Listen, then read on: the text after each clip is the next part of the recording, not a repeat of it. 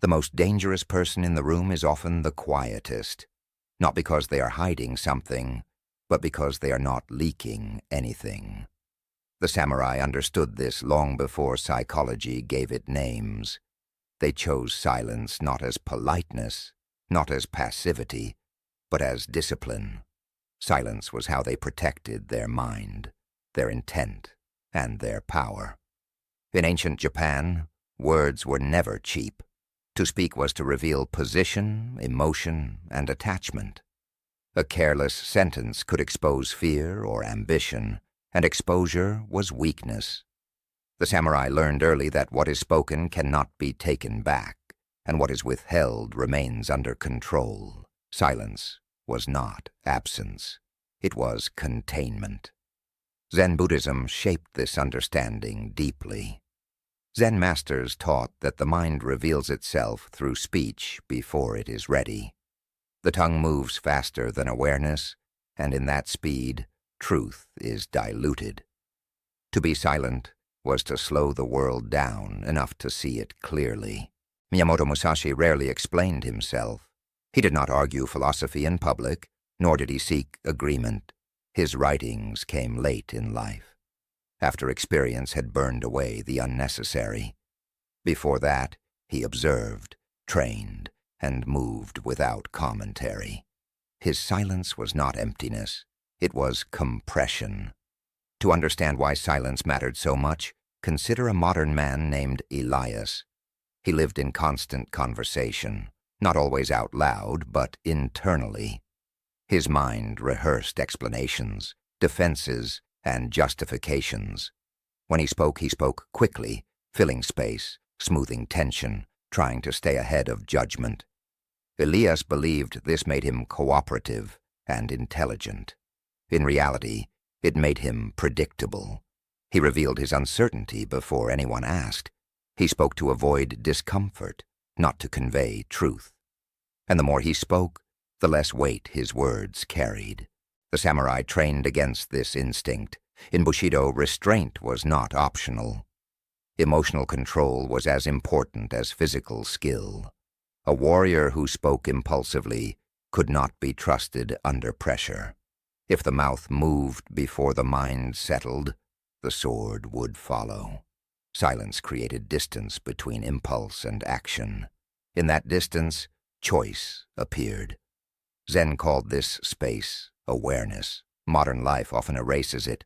Noise fills every gap, and reaction replaces intention. Elias first noticed his habit during conflict. When challenged, he rushed to explain himself. He offered reasons, context, apologies, even when none were asked for. Afterward, he felt drained and diminished, as if he had surrendered ground he did not need to give. The samurai would have recognized this immediately. To explain without necessity was to seek validation. Seeking validation meant attachment. Attachment meant vulnerability. In feudal Japan, a warrior's composure was observed constantly, not only by enemies, but by allies. Silence signaled stability. A calm presence suggested a settled mind.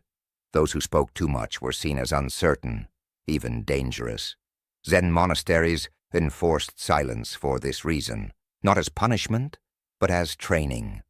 When speech is removed, the mind is forced to confront itself. Discomfort rises, restlessness surfaces. Only then can discipline begin. Elias encountered silence unintentionally. After a series of exhausting conversations, he stopped engaging as much. At first it felt unnatural. He worried about appearing cold or uninterested. But when he resisted the urge to fill every pause, something unexpected happened. People leaned in. The samurai understood this effect intuitively. Silence creates gravity. Words spoken sparingly land with force. When everything is said, nothing is heard. Musashi wrote that one should not speak of what one does not know deeply. This was not humility. It was precision. Speech without understanding weakens the speaker. Silence protects integrity. Elias began to practice deliberate restraint. Before speaking, he asked whether the words were necessary. Not helpful, not polite, necessary. Most were not. This practice revealed something uncomfortable. Much of his speech existed to manage perception. He spoke to appear competent, agreeable, or interesting. When he stopped doing this, his identity felt exposed. The samurai faced this exposure early. Through training and meditation, they stripped away social masks. What remained was function. A warrior did not need to be liked. He needed to be reliable. Bushido emphasized sincerity, not friendliness, not charm. Sincerity required alignment between thought, word, and action. Silence helped maintain that alignment. Elias noticed that when he spoke less, he listened more. Not passively, but attentively. He heard what people actually said, not just what he expected. This gave him information he had previously missed. In combat, listening was survival. A shift in breath, a change in stance, a hesitation. Noise obscured these signals. Silence sharpened perception. Zen teaches that true understanding arises when the mind is quiet. Words are tools, but tools can become crutches. The samurai trained to stand without them. Elias began applying silence during moments of stress. When criticized, he paused instead of defending. When uncertain, he withheld opinion. This pause was not weakness. It was control. At first, others filled the silence for him. They explained themselves. They revealed more than intended. Elias learned something important. Silence often invites truth from others. The samurai used this principle strategically. In negotiations, silence unsettled opponents. It forced them to confront their own uncertainty. A man who cannot tolerate silence reveals his fear quickly. But silence was not manipulation. It was discipline. The samurai were expected to speak when duty required it.